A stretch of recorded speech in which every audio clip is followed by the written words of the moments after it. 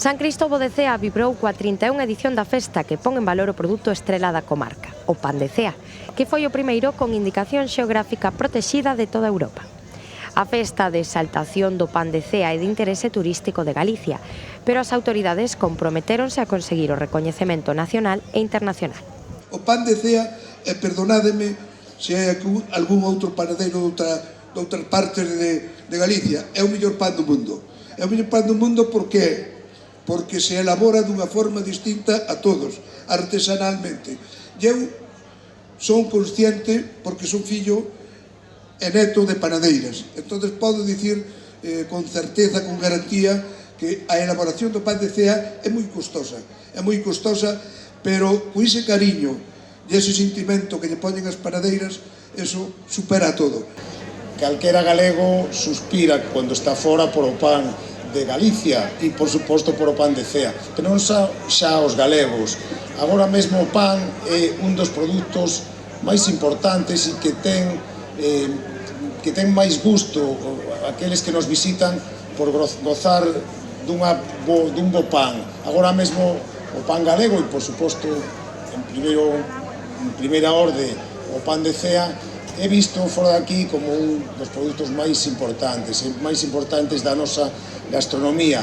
Un produto de calidade que está asociado a unha indicación xeográfica e un produto que vai ser cada vez máis importante para nós para ofrecer un turismo de calidade, un turismo que, como é ben sabido agora mesmo, a gastronomía.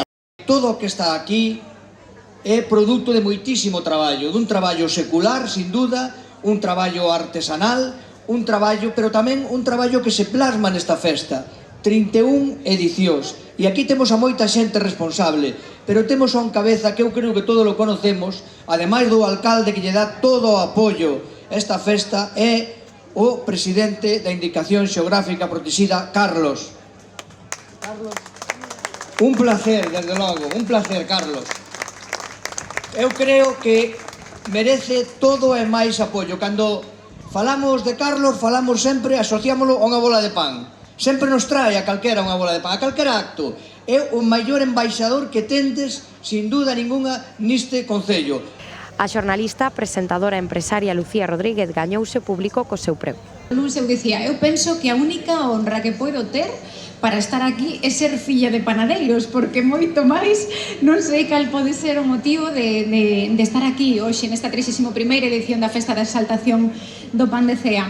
É verdade que podo vos contar parte da miña infancia que vai vencellada a unha panadería, meus pais están xubilados dende aí alrededor dun ano e medio, pero é certo que eu pasei toda a miña infancia entre sacos de fariña, entre artesas de madeira, básculas romanas para pesar a masa, é dicir, o fermento, as fornadas ou as xornadas intempestivas que comezaban ás 4 da mañán, para min non son alleas, levas vivindo toda a miña vida. De feito, conto moitas ocasións que cando era moi cativiña, que aínda non lle chegaba o mostrador do pan, eu xa vendía barras, e seguramente o mellor esa infancia vivida durante todas as vacacións nunha panadería me fixo ser tan falangueira como ben adiantaba o Monse, e me fixo dedicarme ao final a este maravilloso mundo da comunicación. Encántame falar, encántame coñecer xente, e iso xa o era de pequena, así que pode ser que o mundo da panadería tamén me marcara o futuro.